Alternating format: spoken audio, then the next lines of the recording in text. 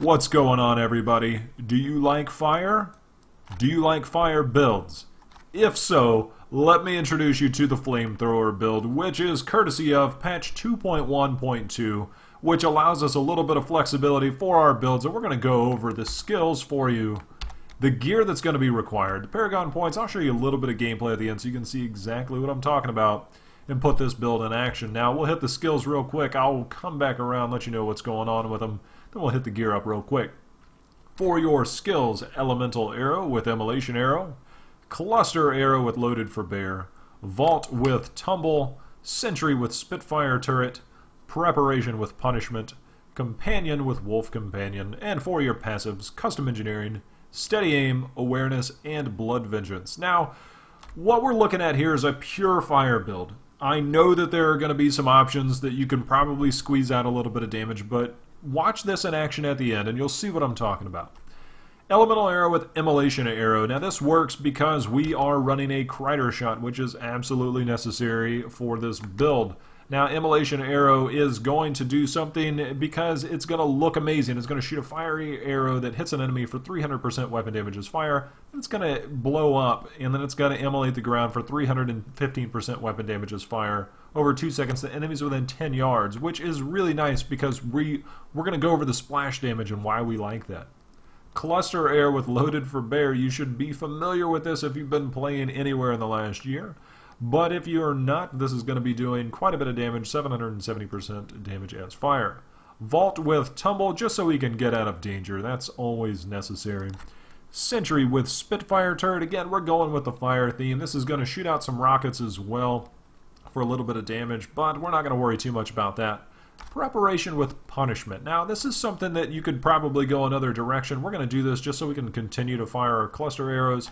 If you're content with building up your hatred with Elemental Arrow, then might I suggest Marked for Death with Contagion, or hop on over to Caltrops with Bait the Trap to get the extra 10% crit hit chance. That's going to be up to you there. We're going to run with Punishment, Preparation with Punishment on this one. Companion, and shout out to Bandit because we're running with the Wolf. Why? Because the Wolf sounds cooler than all the other stuff. For your passive skills, Custom Engineering, absolutely necessary, especially if you have the Bombardier's Rucksack, because you get the extra sentries up to 5. And we'll go over the Marauder's changes here in just 1 second, very briefly, so you can understand why that's so important and how that makes this build work. Steady Aim. This is just a pure 20% damage boost. We're going to plan on staying 10 yards away from stuff, and by doing so, we get the extra 20% damage buff. If you do want to run Polar Station just to kind of boost this up and run your Bane of the Trap, you can certainly run Cold the Week here.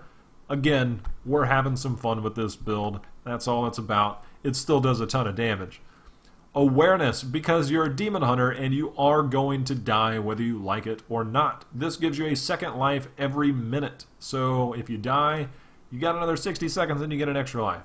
Blood Vengeance. Now this is one where you can easily go somewhere else. You can go any number of directions. You can go with archery. You can go ahead and go back to ballistics to boost up the damage from your rockets. Whatever you want to do.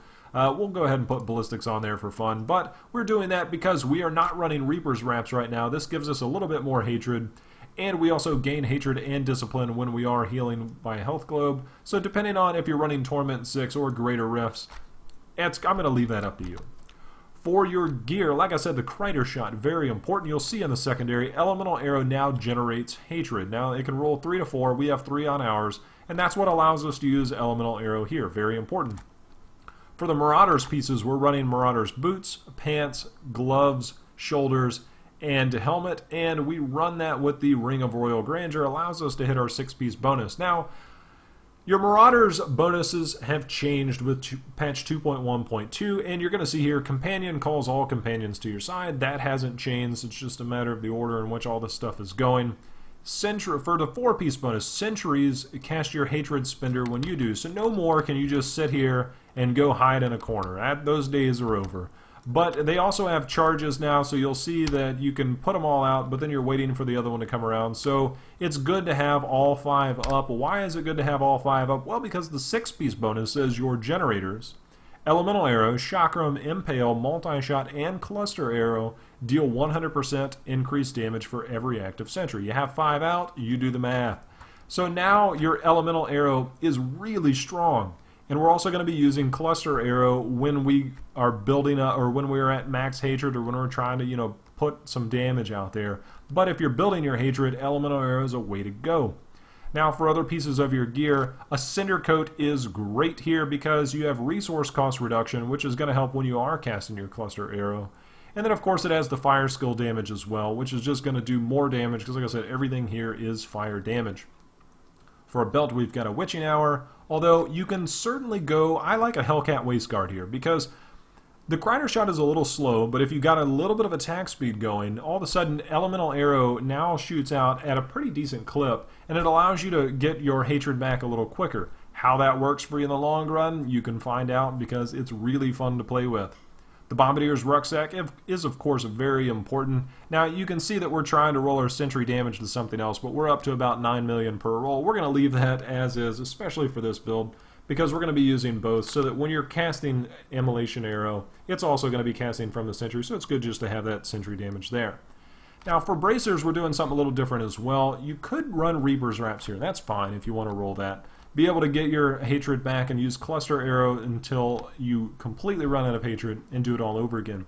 However, we're doing this again, we're stacking some attack speed. With the Steady Strikers, it gives us a chance to have elemental damage, attack speed, and crit hit chance as well as our main stat there. If you have a pair of Lacuni Prowlers, you can also do the same there. However, we don't have the greatest pair. And again, for our other ring, if you're running solo and you're looking to stay alive, you can certainly run a Unity. Make sure your follower has a Unity. And if you're looking to figure out how to gear your follower, feel free to check out that video on our channel as well.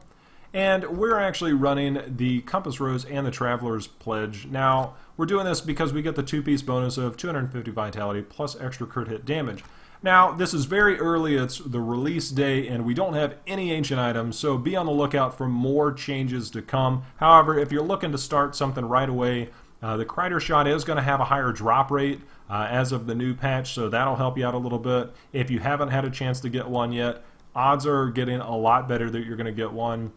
Hopefully it'll be an ancient one, much like we all want. So that's it, guys. That's the build for your gems. You can certainly go with anything you want, but we're going with Bane of the Powerful, Enforcer, and Gem of Efficacious Toxin. And the reason we're running that, and it goes back to the whole thing with Elemental Arrow, we got some splash damage going, and we'll actually I'll show you some gameplay here in just 1 second so you can see it.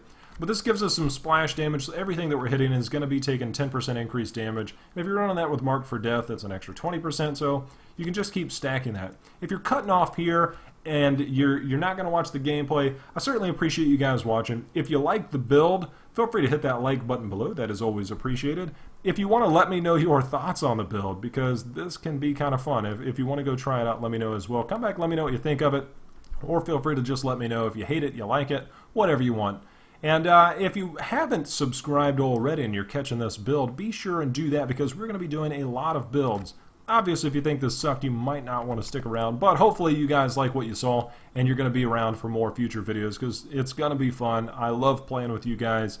So stick around for some gameplay. If you're cutting off here, thanks for watching, but we'll show you guys this in action, give you guys a little taste of the Flamethrower build. Alright, so we're going to go ahead and hop on here. Again, this is only Torment 6, so please don't judge too harshly. This does work in greater rifts. We did a lot of PTR testing. It's not going to do some of the other damage that we've got from our other builds on the channel. Feel free to check those out as well. But the whole thing is you want to get your sentries down. And as you can see, we're going to shoot through here, and that's with 3 down. This is just using Elemental Arrow. And you can see the fire on the ground. It looks great. I think the animations on this are great. It just makes for a really good time. Now, if you get in danger or anything, you can just simply cast your Cluster Arrow, and there you can see you can pretty much one-shot stuff, especially after you have all 5 down. There, we're just kind of playing a little careless, but here, I mean, the crits are so huge that if you can't go through T6 with this, with the new changes, then, you know, we need to take a look at some stuff. But that's Cluster Arrow. And one of the things I want to, point out is the fact that it's about how many active sentries you have down. So all the ones that I casted back there, they still count as active. So I've still got, the 5 sentry boost going.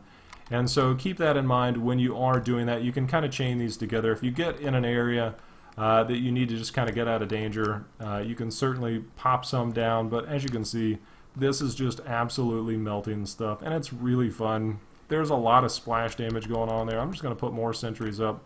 It's so hard. Like I said, if we were doing a greater rift, this probably would look a little better. But as you can see, boom. We're not even using cluster arrow right now. We don't want to. We're just going to sit here, shoot at them. I'm just going to walk through and let them die. I mean, that's all we're doing. And if I wanted to use cluster arrow, there, I'm just letting stuff burn them. My pets finish them off. That's how fun this can be. So if I want to use cluster arrow, I just one click there and stuff dies. So keep that in mind when you're playing this build. This is the Flamethrower build, ladies and gentlemen. I hope you guys have enjoyed it. Like I said, if you liked the video, if you like what you saw, feel free to hit that like button below. That is greatly appreciated. And like I said, if you want to subscribe, feel free to do that as well.